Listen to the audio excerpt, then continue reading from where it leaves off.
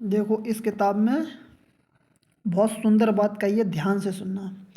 बुद्ध ने कहा कि जानकर गालियों का कोई आदमी उत्तर नहीं दे सकता। अनजान में उत्तर दे सकता है, और वह उत्तर दिया हुआ नहीं होता, उत्तर आता है।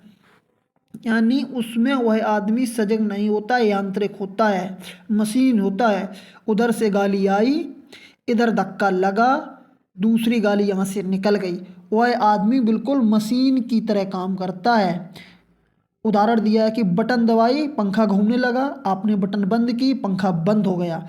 मैंने आपको गाली दी, आपके भीतर चित्त घूमने लगा, क्रोधित हो गया, आपने मुझे गाली दे दी। जो आदमी दूसरे के गाली देने से बिना विचारे, बिना होश में भरे उसका उत्तर दे रहा है, वह आदमी मशीन है। वह अभी मनुष्य है ही नहीं, वह सोया हुआ आदमी है। आपसे सब गालियाँ इसी तरह निकल रही हैं। बुद्ध ने कहा कि पहले ऐसा होता था कि मुझे कोई गाली देता था तो मेरे भीतर से भी गाली निकल जाती थी। अब तो मैं जाग गया हूँ, अब तो मैं जाग गया हूँ, इसलिए न तुम्हारी गाली मेरे बिना बोध के मेरे भीतर प्रवेश कर सकती है। सारे द्वारों पर मेरी चेतना बैठी हुई है।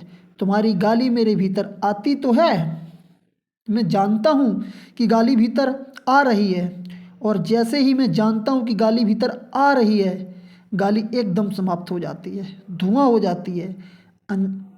अनजाने गाली भीतर घुस जाए तो परेशान करती है, जानकर घुसे तो परेशान कर ही नहीं सकती।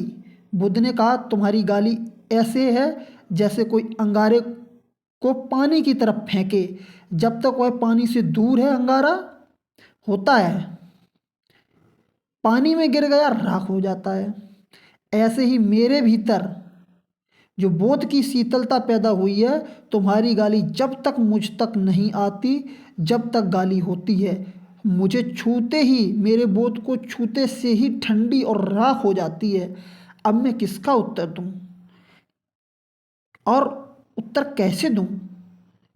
जब तुम गाली देते हो तो मुझे तुम पर दया आती है